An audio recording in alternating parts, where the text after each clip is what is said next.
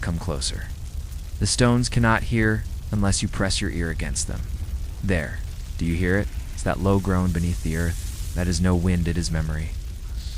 And it is waking. You arrive barefoot. Well, he's barefoot. That is the rule when crossing the threshold of the drowned. The sand is sharp here. Even beneath this crumbled abbey, where walls lean inward, like old monks huddled against the wind. Moss devours scripture on every brick. The air tastes of rust and sea brine, as though the surf itself breathes through the cracked windows. There is no roof, hasn't been since the storm of 1834, though none can agree what name that storm bore. Some say it had no name. Some say it whispered its name only to those it buried. But under the altar, under centuries of hymns and silence, you find a trapdoor sealed with wax that smells of the deep. A ring of rusted nails surround it, each bearing an ancient Canaanite glyph, worn thin by time and trembling hands. No record of this place exists in Vatican cartography, though monks once sang here, and one of them still does. Before you open the door, you see the carving in the stone, Latin, but shaky scrawled by a dying hand or a hand already dead. Non Deus, non diabolus, non homo, non aqua, et tamen, omnia.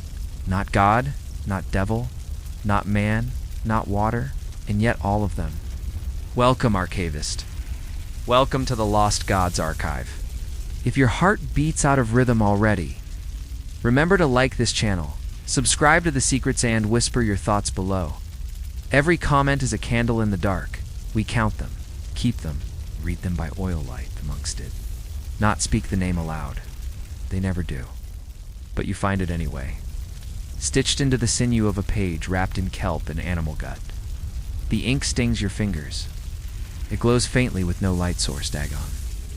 The sea god beneath the cross. The god who was not crucified, but who watched from below. The one whose church was deeper than the catacombs of Rome and older than the ziggurats of your dot. Now, let us turn the first page. It smells of low tide. You descend through the opened trapdoor, and the wood screams as though something was nailed inside it. Your lantern flickers, but the darkness ahead does not yield. It breathes, and the breath is warm. Beneath the abbey, the walls are carved with strange iconography, repetitive, symmetrical, wrong, not fish, not men, something between, shapes, are slightly embossed, and your fingers find odd impressions like gills, like webbing. At the bottom of the stairwell is a room, small, wet, no furniture, just salt caked to every surface and crystalline blossoms. It crusts the floor in swirling patterns, forming a circle around a raised plinth of basalt. The plinth is covered in cloth. You hesitate before lifting it. You always do. Beneath the cloth, a book, bound in sharkskin, clasped with rusted chain, and bearing no title. But it hums faintly as if remembering something old. The pages are soaked, yet intact, as though water obeyed the scribe. Your fingers tremble as you open to the first page. The ink is pale green and glistens, the language, bastard fusion of Phoenician and corrupted Latin, and beneath each word is a whisper. You do not read it, it reads you. One line repeats, et in profundo veritas, in the deep truth. You'll recognize a reference to the heretical Evangelium submerthus called, its gospel beneath the waves, burned by order of Pope Boniface V. Only one copy was said to exist, smuggled westward by a Cistercian exile. Oh, that copy was lost at. See, or so we believed. But there's more. On the inside cover, scrawled, not in ink, but etched into the leather with something sharp, are the words, "He comes not with lightning, but with tide. He takes no blood, only breath. He drowns the soul." You breathe shallowly now, because the air down here no longer belongs to lungs. It is borrowed from something older than gills, something that remembers a time before the sky was parted from the waters. You close the book, but it doesn't stop. Whispering, your lantern casts dim shadows across the stone walls, and you see them shift slightly, as though the carvings prefer the dark. The outlines of fins, of curling tendrils and open mouths lined not with teeth, but rows of prayers. Each mouth is singing. You cannot hear it with your ears, but your memory hears it. From dreams you've never had, you turn the page. The second chapter of the drowned text begins not with a blessing, but with a curse. And the dry ones shall mock him, and the towers shall not stand in sand, and the cross shall tremble before the tide. And then a name Dagon, written not once, but 7 times in alternating script, spiraling inward until the letters knot like a whirlpool. The page sticks faintly to your fingers. From the written count, a tale of first surfacing, a time. Before nation-states, before kings, when gods were married to the places they rose from. And from the deepest vent beneath what would become the eastern Mediterranean, the tide broke open, and a presence emerged. Not man, not beast. No temples were built for him. They were sunk, built upside down beneath the current, accessed only in breathless trance. Lit not by flame, but by the bioluminescence of belief. The text refers to the God only an epithet, he who walks upon the seabed, whose crown is coral, he whose eyes never blink, for sleep fears him. You lean in to decipher the passage's blurred edge, where brine has warped the lettering. It mentions a date but, not of the Julian calendar. It's marked by tidal phases and the weeping of whales. Scholars once dismissed such phrasing as poetic exaggeration, but in the coastal archives of ancient Ras Shamra, clay tablets mention something similar, a seasonal migration of marine beasts said to circle a silent god of pressure. That tablet was cracked in the museum fire of 1911. No photographs survive, but this text knows, and then between passage, you find a sketch, drawn in fish oil, faint and raw, a depiction of a god form unlike any you've seen, bipedal limbs webbed, crowned not in gold, but shells, arms long enough to wrap the sea, where a face should be, only concentric ridges, like the rings of a mollusk or the mouth of a lamprey. From it hangs rosary-like beads, except each bead bears the carved face. Of a priest, you close your eyes. That face remains behind your lids. The page turns of its own accord. A forbidden ritual is detailed next. Written in shorthand in the dialect of Canaanite seafarers, a language only fragmentarily understood, but the intention is clear. It involves the bleeding of salt from the palms, the speaking of names backward while submerged, and the wearing of a cloak woven from drowned flags. This rite, according to a Vatican suppression edict discovered in the margins of the Malleus Liturgia, is one of the 7 waters that must not be parted. The other 6 are redacted. Only this one remains, benedictio profundis, the blessing of the depths. No confirmation of the rite's success exists, except, perhaps this text. You note a final phrase at the bottom of the page, hastily written and half scratched out. He rose, not to rule, but to remember.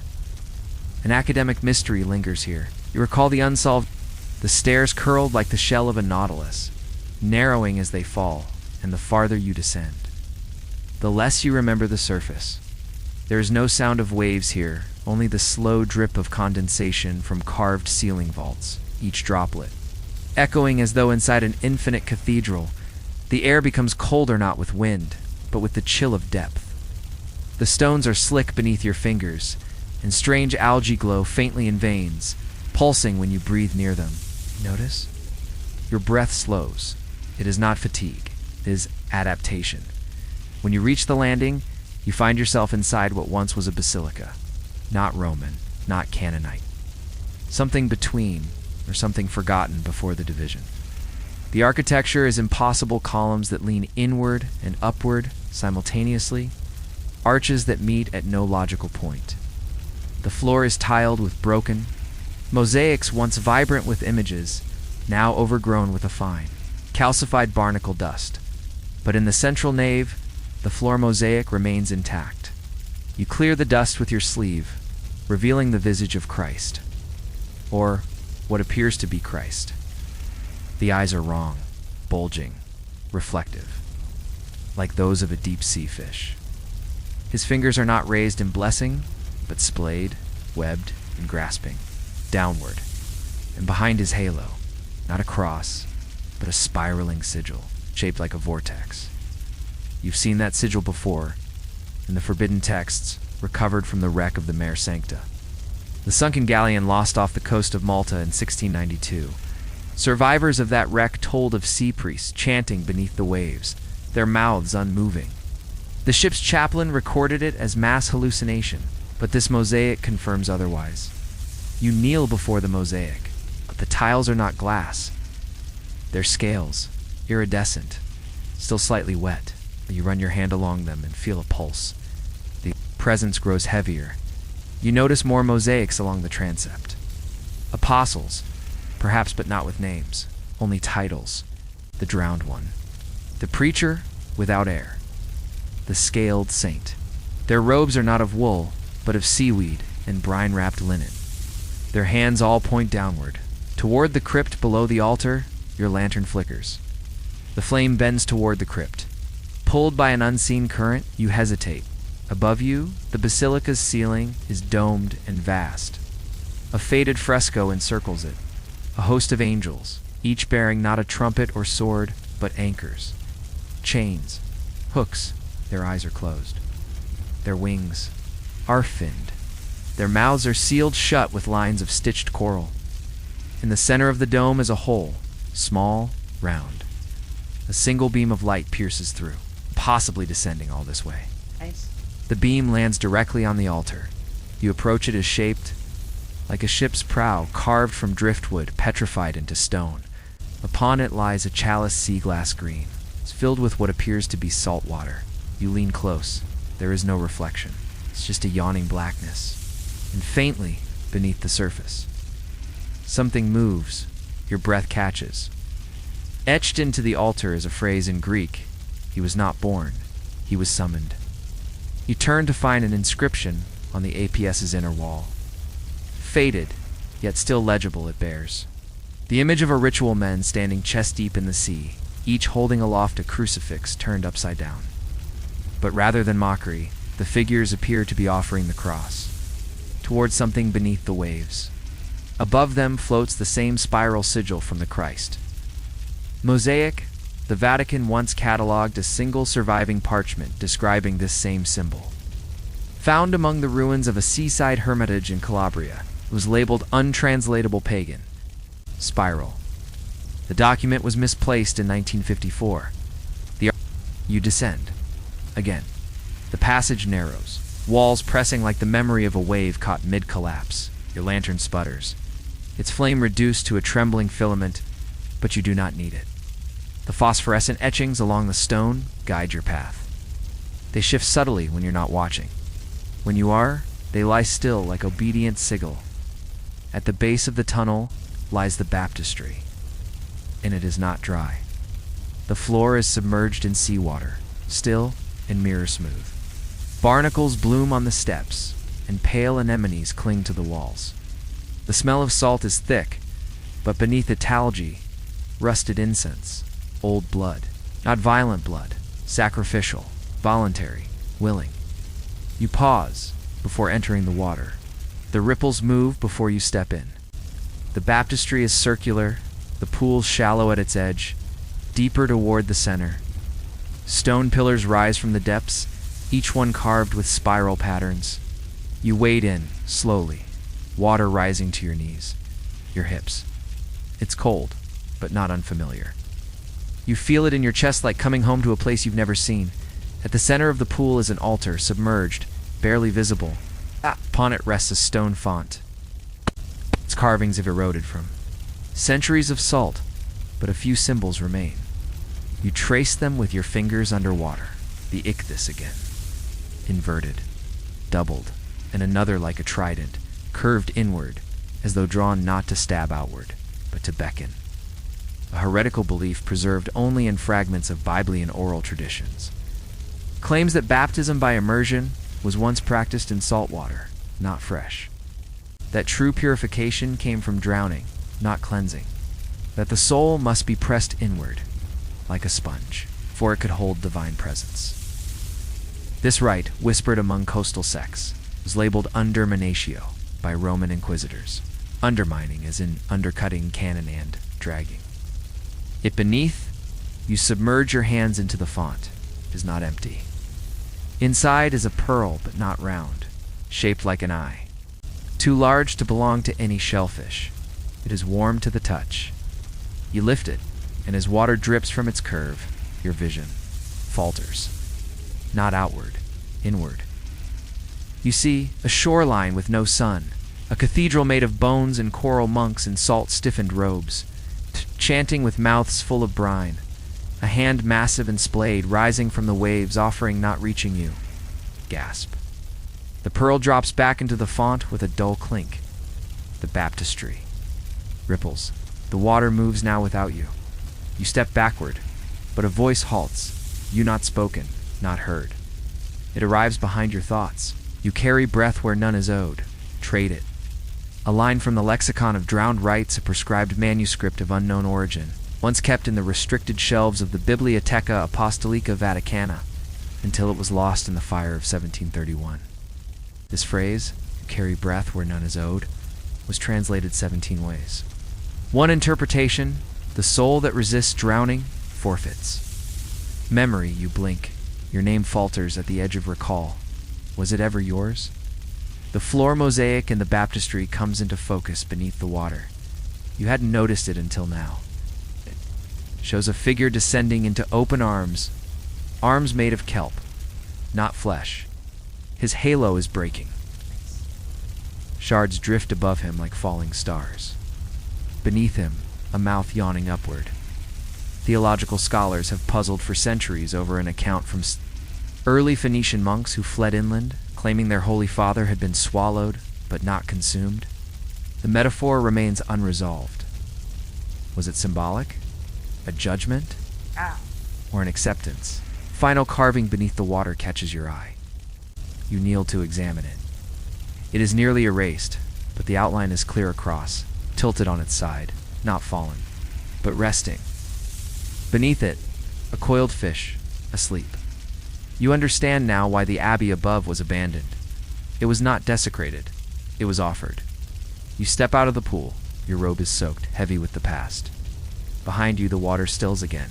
You look back. The pearl is gone.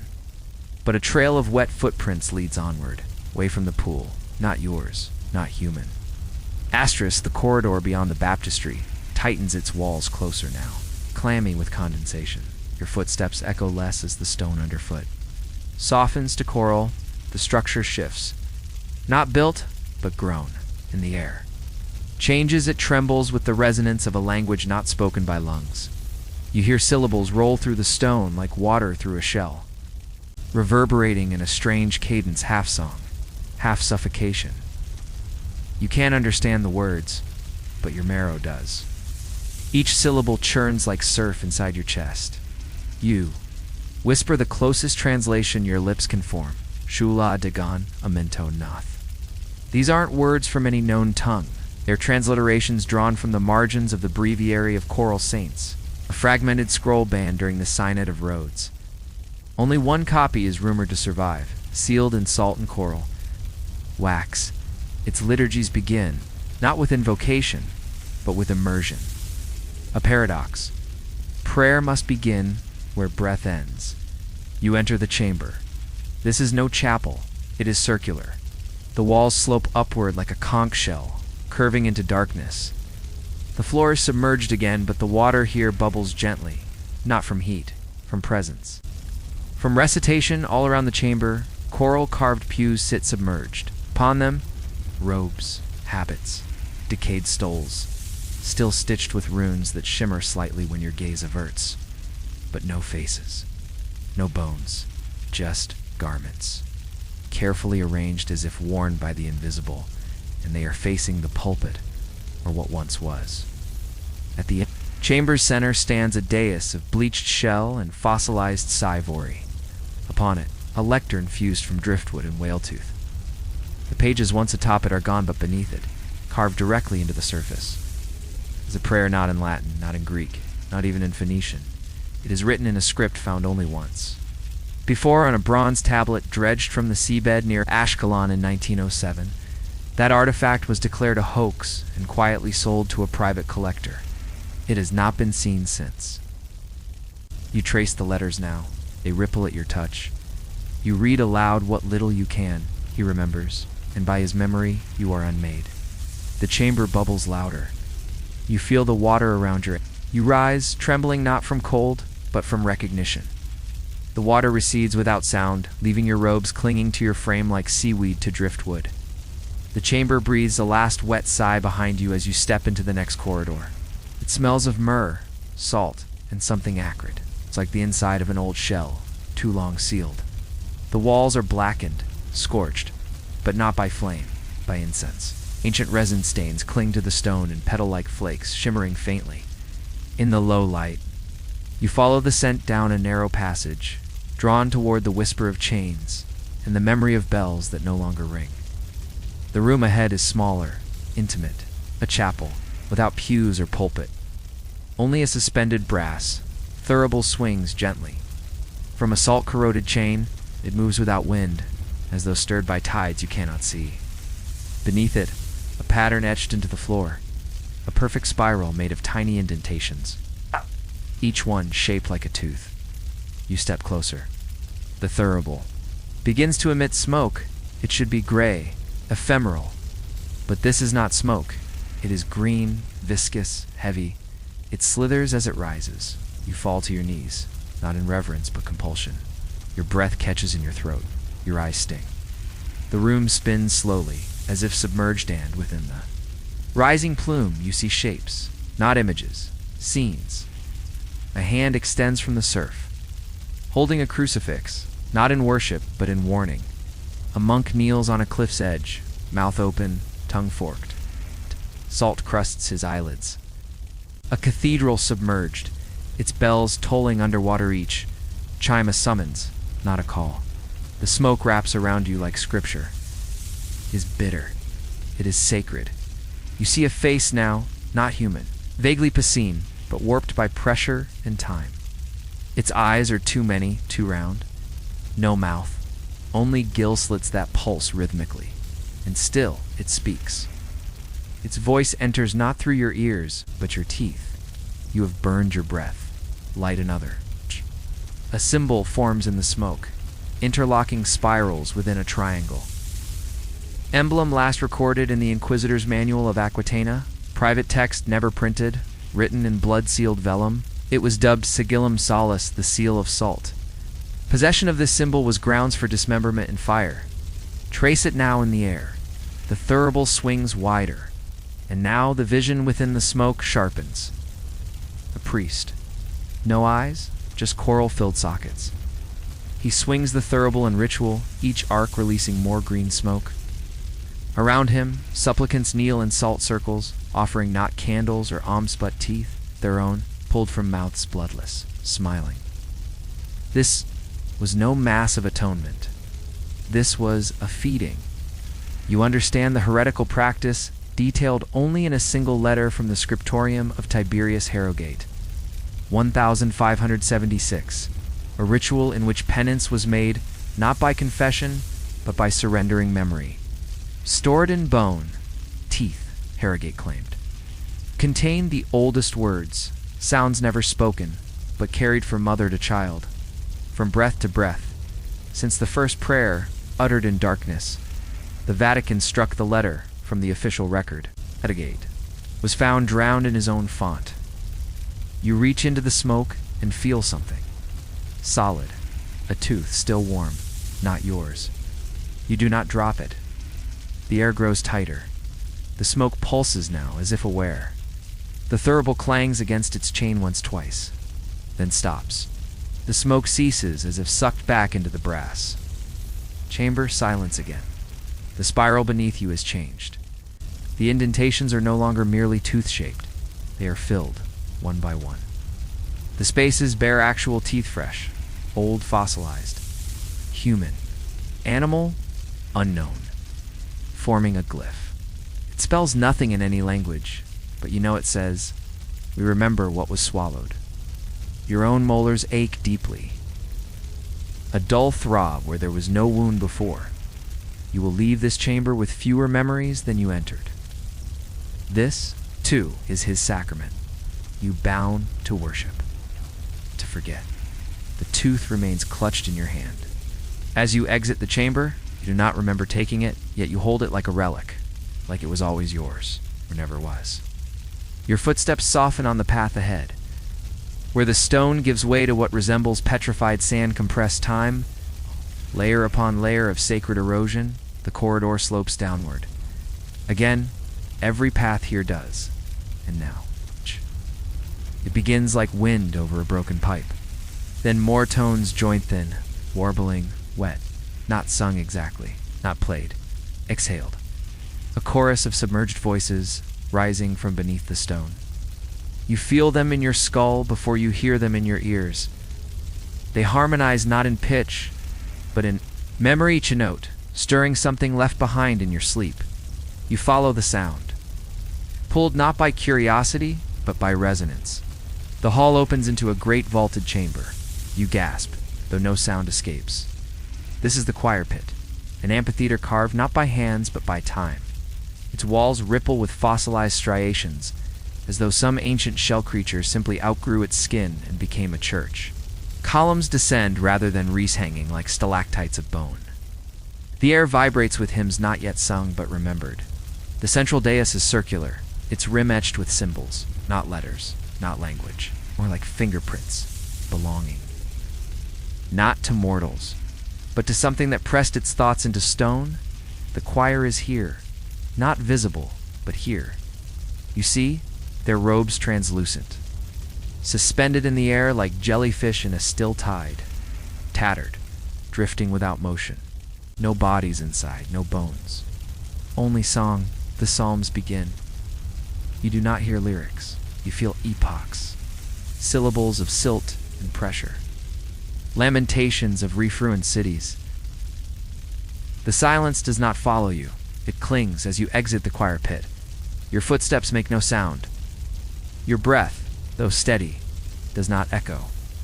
Even your thoughts seem to fade slightly around their edges, if the song within you muffles more than your voice. The corridor opens again, not into a room, but into a map. A crossroad carved into the stone, etched shallow and wide across the chamber floor like a constellation turned upside down. You stand at the center, surrounded by 4 paths. Each direction bears a symbol north. A fishhook encircling a chalice. East, a broken trident. South, the spiral, familiar, expectant. West, a cross turned sideways, wrapped in seaweed. You stand in Ashkelon, not the city, the memory of it. This is not stone. This is a recorded place. Beneath your feet is an ancient cartograph etched in salt-hardened ink, showing Ashkelon as it never was, and perhaps as it once truly had been. Its roads, forming a sigil, its churches facing not eastward, but toward the sea. The holy city's temples aligned not to the sun, but to the pull of the tide. A passage from the forbidden chronic in Caruleum. Comes to mind a book long thought destroyed in the Crusades, but referenced briefly in the Vatican's Night Index. Ashkelon was the axis of sacrament and salt, where gods were nailed beneath crosses, not upon them. The phrase has baffled scholars for centuries. Some called it a mistranslation. Others refused to discuss it at all. Here, the meaning becomes clear. You step to the western edge of the chamber. A plaque is embedded in the floor. Coral has overgrown its letters, but the Latin is still legible.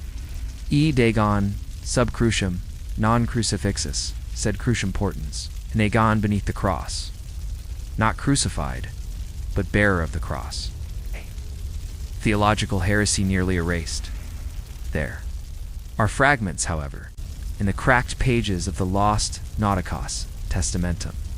Preserved briefly by the monks of the current during the 11th century, it describes a spiritual movement wherein the cross is not a symbol of suffering, but a keel, a weight, a rudder. The bearer does not die for sin, but guides the church through tides unseen. The church condemned it. The monks were thrown into the sea. Their bodies never returned. You follow the westward path. The walls here are smoother, the symbols more refined. Inscriptions become bolder, as if whoever built this place no longer feared discovery, but invited it. Carvings of apostles appear again, but they are not human. Their robes are scaled, their eyes wide. Each carries a different relic: net, shell, hook, blade made of coral, 12 in all. Above their heads float bubbles, not halos. And beneath their feet, nothing, lay darkness. You notice a crucifix carved near the far wall. But it is inverted, not in mockery, nor blasphemy. It rests, submerged in an engraved basin, forming the mast of a sunken ship. At its feet, a name erased. You trace the groove. It feels not defaced, but submerged. A theological question, long unresolved. Why are certain early Christian coastal churches, particularly those in Canaanite regions, built with fonts shaped like ships, found with no masts, only inverted beams? Some say it was symbolic of being vessels of the word. Others speculate it was a hidden reference to an older god of seabearing. Dagon. He who does not bear sin. He who bears memory. On the far wall, a full mural. A procession of hooded monks, each carrying a cross over their shoulder, but upside down, tip dragging through the surf. One turns back. His eyes are barnacled, yet he smiles. Ahead of them, a vast shadow beneath the waves. No face, no hands, only suggestion. Its arms encircle the ocean floor like roots. The lead monk walks directly into the water. The others follow. None.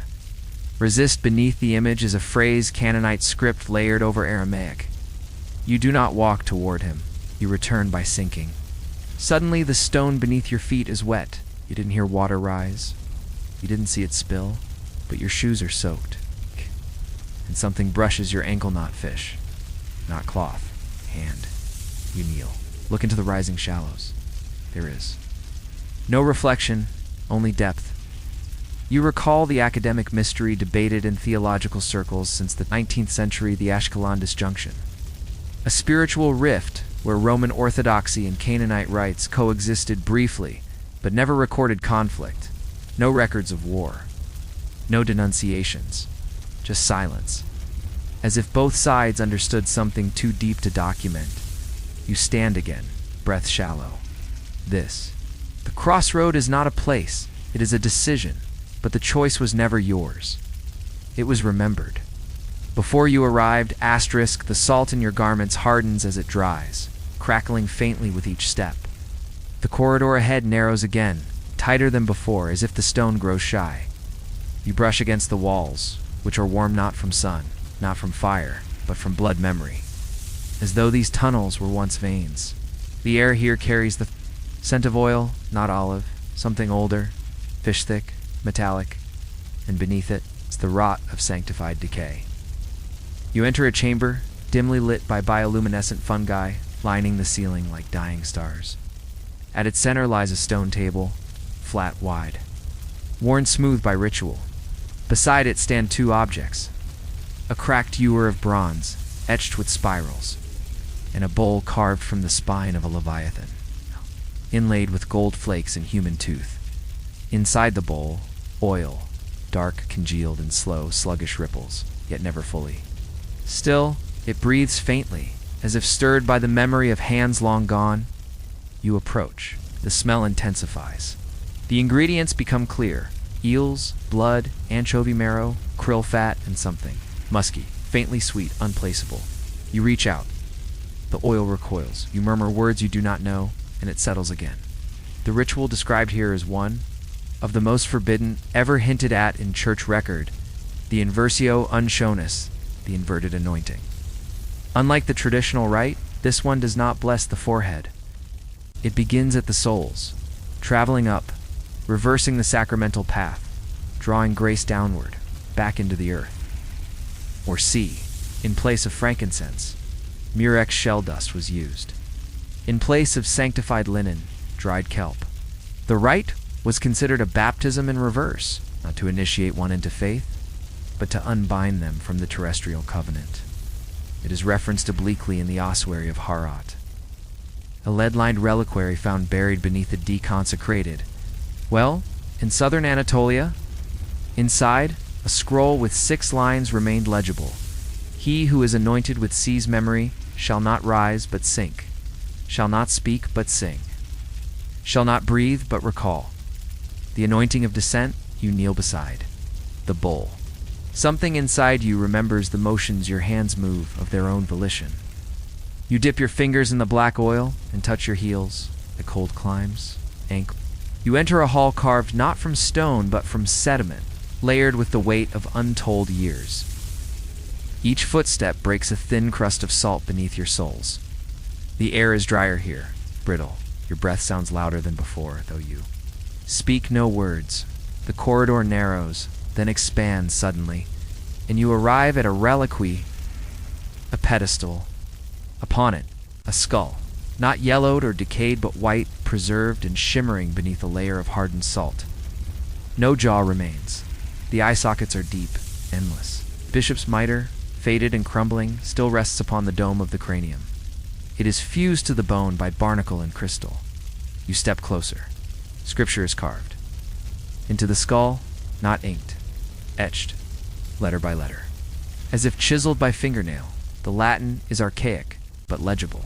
You read the first line aloud, the salt cracking faintly beneath your voice. Non est verbum, est refluxes. It is not the word, it is the receding tide. The bishop once bore a name, cannot find it, not in the carvings. Not in memory, you recall an obscure entry from the Ecclesia Nullius, a banned ledger of excommunicated clerics erased from papal record. Entry 42, unnamed bishop of the Saline Rite. Skull retained in molluscan reliquary, declared apostate. By silence. The phrase puzzled historians. How does one become apostate by silence? Now you understand. Around the pedestal, a shallow basin carved in a circle. Water still rests in it, motionless despite no apparent source. Symbols swim faintly across its surface, not drawn, not painted. They move beneath the water like ink remembering. Where it once belonged, you kneel beside it. The water does not reflect your face. Instead, you see the bishop, alive. His lips move, though his jaw is gone. His eyes drip with brine. He preaches, not with words, it's memory. A sermon not recorded in any liturgical book. Cross once rose upon the hill, then it sank. The tides did not refuse it. The ocean took it, made it its own. The wood did not rot. It remembered the tree it had been. Just as the god remembers the ocean he was. You feel your heart beating not faster, but slower, measured, like a wave pulling away from shore, beneath the basin. Inscriptions in 3 languages, Latin, Aramaic, and something older. Curved like currents, circular like mouthless voices. One phrase repeats in each tongue. There is no gospel, but depth. A heretical phrase. You remember its origin? A scholar monk in 12th century Marseille was executed for uttering it during Mass. His remains were sealed in a salt mine. The mine collapsed weeks later. No excavation was made. Your fingers tremble as they trace the next line carved into the bishop's skull. The words are different, now less orderly, more desperate. I did not drown. I accepted. I did not forget. I returned. You step back. A sound echoes, faint. A rattle. The skull has shifted. No dash turned. Now it stares at you. Empty sockets do not accuse. They invite. Behind the pedestal, a wall fresco. Faded, eroded, but visible now. A mass of followers, robed and barefoot, stand before a massive cross, half submerged in ocean. Above it, a figure descends not from heaven, but from beneath the sea's surface. A hand reaches upward, scaled, ringed with teeth at each knuckle. From its palm, drops fall not water, not blood, but salt. Below the image is an inscription in Greek. Those who would taste the host must bite the sea. A forbidden belief, buried deep in the rejected acts of Iodon. A Canaanite-adjacent text, rediscovered briefly during the 19th century Antioch excavation. It spoke of sacraments taken not from bread and wine, but from salt and flesh of fish, delivered beneath the tide. The church denounced it as fabricated. The scholars involved refused to recant, then vanished before the book could be printed. You glance again at the bishop's skull. Something new appears. Inside the sockets, moisture, not. Weeping, condensation. You are not alone here. Something remembers. Something is listening. You lower your head not to pray, but to mark yourself in memory. When you rise, the air feels heavier, but your footsteps sound again, barely. You walk onward, and the bishop watches you leave, and silently. So do his words. Asterisk, you ascend now for the first time, not toward light, but toward pressure. The path spirals upward like the tightening coil of a shell, slick with condensation that weeps from the ceiling. Your breath condenses before you. Fragile cloud suspended in air too old to remember its last wind. You emerge into stone again, not carved, not constructed, but shaped by something patient. You feel it immediately. The room inhales as you enter. This is the abbey's heart. It is not large. It's the ceiling domes low, close enough to touch. Mosaics coat every surface, walls, floor. Even the curve of the ceiling, each depicting different stages of drowning, but none are violent. The faces were expressions of peace. Of relief, rain begins. You hear it above. No sky, no windows. But still, the sound seeps in soft, steady. The abbey responds. It breathes. The air thickens, not from heat, from presence. The walls inhale with the rhythm of the storm, exhaling faint mists from the cracks between their stones. Each droplet that falls beyond your sight is echoed here by the rise and fall of unseen lungs. The abbey is alive. You feel it in the way your feet shift slightly on the mosaic floor. The tiles do not remain level. They shift with breath, slowly, gently, like the rise and fall of the tide. You kneel instinctively. At the mosaic center, it shows a single figure, nude and prone, lying on a shoreline. Waves lap around them. Their chest is open, gills not wounds. From their mouth, sea foam drifts upward, forming a spiral that climbs into the sky. Beneath the image is an inscription in Coptic, Respirat Ecclesia, sed non ex spiritu. Die. Church breathes, but not by spirit. A theological riddle, found only in a single weather-warped codex pulled from the wreckage of the Benedicera, monastic vessel lost in 1722. That phrase was etched into the mast. It has no formal interpretation. The abbey exhales again. The mist tastes of salt and incense. It clings to your skin. You look up to the dome. The mosaic there shows the crucifixion but reversed, not inverted, reflected. Christ hangs not from a cross, but floats beneath it. His arms are outstretched, not in sacrifice, but in embrace. His skin is scaled, his eyes wide. The rain fades. The abbey exhales one last time and stills. The silence after breath is heavier than breath itself. You rise slowly. No. Your robe crusted with salt. Your limbs moving not with will, but with rhythm. The rhythm of tides. Ahead an arrow. Passage lined with broken statues, clerical figures, missing faces. Saints with mouths scratched out, apostles bearing empty scrolls. Their gestures remain, one hand raised, the other submerged in stone. They do not accuse. They warn. The passage opens into a cloister, but not of peace. A tribunal space, circular, 7 thrones of coral, each draped in priestly robes. No bodies, no bones, just the suggestion of those who once sat in judgment. A stone lectern stands at the center, cracked down the middle like a ship's hull. You step forward. The floor is littered with torn parchment, faded vestments, and broken croziers. Salt coats. Everything. The scent here is unmistakable. Old sanctity, turned sour. A plaque before the thrones bears an inscription. Concilium Unde, the Council of the Wave. A heresy so thoroughly erased that its name survives only in a footnote from the Archivum Silex, an 11th century catalogue of forbidden assemblies. The entry reads, Council of the Wave, convened at Cliff's Edge, issued no doctrines, only silence. Verdict, excommunication of the surface. You now understand what it meant. Here in this sacred oubliette, the church excommunicated not men, not beliefs, but the land itself. A reversal of canon. A theology where the sea is not chaos, but the origin. Where the shore is the boundary.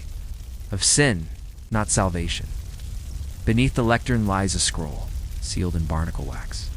You peel it open. The script is familiar, Tight, hurried Latin, a transcript of a sermon. At first glance, orthodox. But then, brethren, we do not walk on water, for we are not him. We do not part the sea, for we are not Moses. We sink, because we remember. The margin bears a sigil drawn in ink that still glistens, a chalice. Floating upside down, surrounding it are names dozens, maybe more. Some scratched out, others traced in circles. Their order isn't linear. It spirals outward. One name glows faintly. Yours, you do not recall writing it. A voice not aloud, but within the stillness speaks now. We did not fall. We descended. A theological mystery resurfaces, whispered among desert mystics and drowned monasteries alike, that certain figures were not cast out from grace, but invited downward into another covenant. Not one of fire and judgment, but of depth and memory. You. Remember the Salted Ones, a sect recorded in coastal Sicilian scrolls, who spoke of the communion of undertow. Their fate was never confirmed. Only the discovery of sandals lined neatly at the shore, robes folded into salt spirals. No bodies. They were never found because they were never lost. The central throne bears, reliquary, a bone-white box wrapped. In solace, you open it. Inside, a tongue, not dried, not withered, preserved, pink, pulsing faintly. The inscription beneath reads, "It's the last priest who would not breed the tide." A relic of descent? You feel a weight in your mouth now, a pressure beneath your tongue, as if another voice wishes to join yours.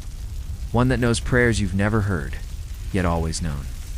The cloister grows colder, not with wind, but with attention. A sound echoes faintly. Bare feet against flooded stone, not yours. You remain still. A trail of wet footprints passes behind you, leading toward the southern wall where a mosaic peels slightly from the surface, revealing an archway behind it. You push through darkness. The only sound is a distant chant, dull, repetitive, wordless. But your soul remembers the melody. Each note carries a syllable. We are not cast out. We return. You walk toward it. Excommunicated, not by church, by sky. Welcomed not by congregation, but by tide. Asterisk, the corridor deepens not in length, but in silence. You descend, not with steps, but with surrender.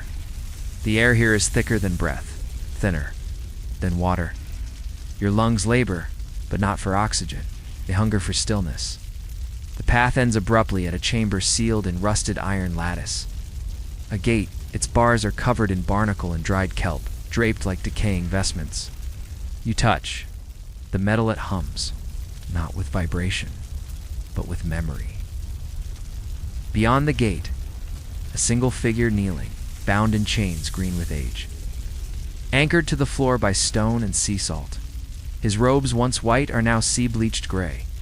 His back is bent, spine arched like a wave about to break. His face is turned upward, yet the eyes are blind milky, unwinking. Gills flutter faintly at his neck. He does not breathe. He waits. This is the prophet of the Council of Philistines. His title survives in only one torn page of the submerged lexicon, a heretical collection burned in the catacombs of Barcelona. The account is fragmentary. He was taken to the cliff, chained, cast into the sea as the tide pulled low. Waited, he did not drown. Theological scholars long debated this tale. Was it metaphor? A parable of stubborn faith? Or a warning? You see, now it was remembrance. The gate creaks open by no visible hand. You enter. The prophet's lips move. No sound. But his throat pulses with language unspeakable by lungs. You kneel before him, not in reverence.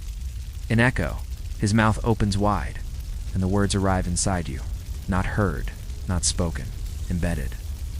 I was offered to the tide, sank, and he saw me. He did not lift me. He did not swallow. He remembered. You feel your mind stagger images flood your memory, but none are yours. A city beneath the sea. Lit by lanterns of jellyfish and scripture, altars grown from coral. Etched with psalms in the form of spirals, the corridor slopes downward one last time. The walls here are smooth, not carved, not grown, but eroded into perfection by centuries of invisible movement. Every surface glistens faintly, not with moisture, but with memory. You do not question your direction anymore. The path pulls you. Your will is not consulted, and the salt no longer stings. You arrive at the vault. A chamber sealed in 3 doors, one of coral, one of bone, and one of glass, as dark as the ocean at midnight. Each opens without touch, not for you, for what you carry. You descend into silence deeper than sound. And there, within the vault, resting on a bed of obsidian sand, is the artifact. Its presence ends the room, the Dagonite crucifix. It is larger than expected, nearly life-sized. Not displayed, not illuminated. Interred, it lies flat, partially buried, as though it had fallen from above, or risen from below. The figure upon the crucifix bears the shape of Christ, but it is not the Christ you know. His head tilts not in suffering, but in listening. His hands are pierced but webbed, his feet dash-fused. His body is scaled, the texture glinting like fish skin beneath an invisible tide. The wound in his side is open, but there is no blood, only barnacles, and from his mouth, a trickle of salt. His eyes are made of sea, glass, green, translucent. They are open, they are watching. You kneel. Instinctively, this is not blasphemy, not parody. It is something far older. You touch the CROSSB. It is cold, thrums. Not a symbol of death, a summoning device. You remember a phrase from the sealed index of the Congregation of the Abyssal Fault, referenced only once in the Vatican's own condemned correspondence, cruciforms Dagones, the cruciform of Dagon, the scholar who penned that entry. Father Hieronymus Vale described a relic recovered from a sunken chapel near the Pillars of Hercules, a crucifix with aquatic features never catalogued, never discussed. He wrote, "The cross has grown barnacles. The host tastes of salt. The wounds bleed kelp. We have built churches with our backs to the sea because we are ashamed." He was declared heretical, then silenced. His last letter was sealed in wax, made of crushed shell. You place your palm upon the figure's chest. It is smooth, cool. You feel a beat, not a pulse. A current, a presence surges through you, not violently, completely. And then the whispers come, faint, wet, familiar. He is the cross. He is the tide. He is the one not raised from death, but lowered into memory. A heretical doctrine emerges. That crucifixion was not a one-time act, but a cycle. That Dagon, too, was crucified not in the sky, but beneath the sea. It's not to redeem, but to recall. The cross becomes a mast. The mast becomes a spine. The spine becomes a god, and the god does not die. He descends. You remember now the theological mystery of the Weeping Christ of Calabria, a statue retrieved from a coastal ruin in 1752. Its features weathered into near unrecognizability. Upon drying, salt formed patterns along the cheeks, resembling gills. The Vatican archivist who logged the relic wrote only one note: he watches the shore. You understand what he meant. You study the crucifix again. Beneath the wood-strange carvings, names, not saints, but gods. All crossed out, all but one. Dagon. Etched. Not in Latin, but in the spiraled, recursive sigils of the deep letters that fold into themselves. Like waves swallowing memory, the name glows faintly beneath your fingers. Not light. Recognition. A. Fishbone reliquary sits nearby. Inside, a host knot. Bread salt pressed into a disc, pale, delicate, shaped like a shell. You lift it to your lips, but do not eat. Not yet. A line beneath the crucifix. Carved in ancient Canaanite, he who consumes memory shall drown no more. You fall to your knees, not in worship, in surrender. Asterisk you. Stand now at the base of memory. There is nowhere left to descend. The chamber breathes with the quiet of eternal waiting. Around you, no adornment, no iconography, just smooth, pulsing stone alive. Not with life, but with remembrance. Every ripple on the floor feels deliberate. Each arch above, organic. This is not architecture. This is a wound at the room's center. An altar. Unlike the others, it is untouched by barnacle or salt. It is clean, and on it rests the chalice sea glass blue. Translucent, glimmering like a wave about to fall. The bowl is shallow. Within, not wine, not water, just salt. Fine-grained, unmoving. No breeze stirs it, and yet it pulses faintly, as if it inhales the silence. Beside the chalice lies the host, a disc the size of a palm made not from flour, but pressed from fossilized calcium ivory in color, with thin etchings across its face. At first glance, decorative, but as you draw closer, you see, they are teeth, tiny, perfect, countless set in concentric rings, as if the host had been made from the palate of a deep-sea creature, fossilized in prayer. You should not pick it up. You. Do it is warm, not with heat, with knowing. A final inscription lies on the altar edge. It's partially hidden by the light from above. The words etched into stone are in an extinct form of Phoenician, found only once before, in a scroll half-eaten by sea worms, recovered from a collapsed tomb near Sidon. That scroll's only legible fragment read, "The feast is not for life. It is for remembering what drowned." You begin to understand the full ritual. Not Eucharist. Not transubstantiation, reclamation. To consume the host in salt is not to accept a god. It is to be reclaimed. By him you recall the liturgical notes of the so-called Sea Mass, discovered in 1894 by a heretical abbé on the Breton coast.